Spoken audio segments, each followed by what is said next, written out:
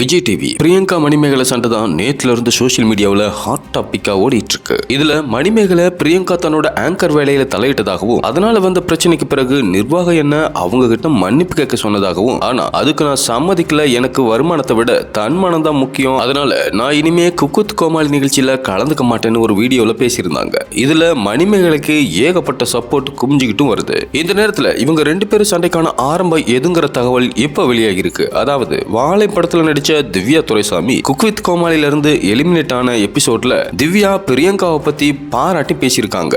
அடுத்து பிரியங்காவும் திவ்யாவை பாராட்டி பேசினதோட இல்லாம ஆங்கர் விஷயத்துல தலையிட்டு ஷோ முடிச்சிருக்காங்கன்னு சொல்லப்படுது. இதனால கடுப்பான மணிமேகலை ஆங்கர் செய்யத்தானே நாங்க இருக்கோம், நீங்க ஏன் தலையிடுறீங்கன்னு கேட்டிருக்காங்க.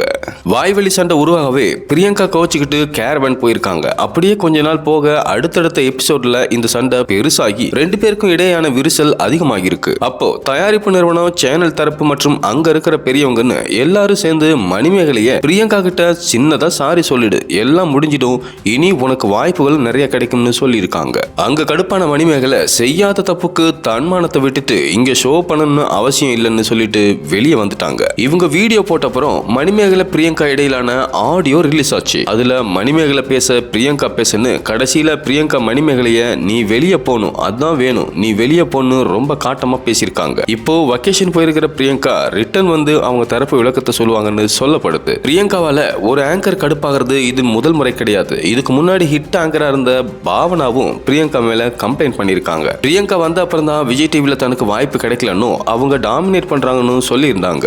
அதே போல ஆங்கர் ரம்யா, அனிதா சம்பத், ஃபரீனா, இப்போ மணிமேகலை வரைக்கும் நிறைய பேர் வேலையில குறிப்பா ஆங்கரிங்ல பிரியங்கா மூக்க நுழைச்சதா சொல்றாங்க. ஆனா அது எந்த அளவுக்கு உண்மைன்னு அவங்க கொடுக்கிற விளக்கத்துக்கு அப்புறம் தான் தெரிய வரும்.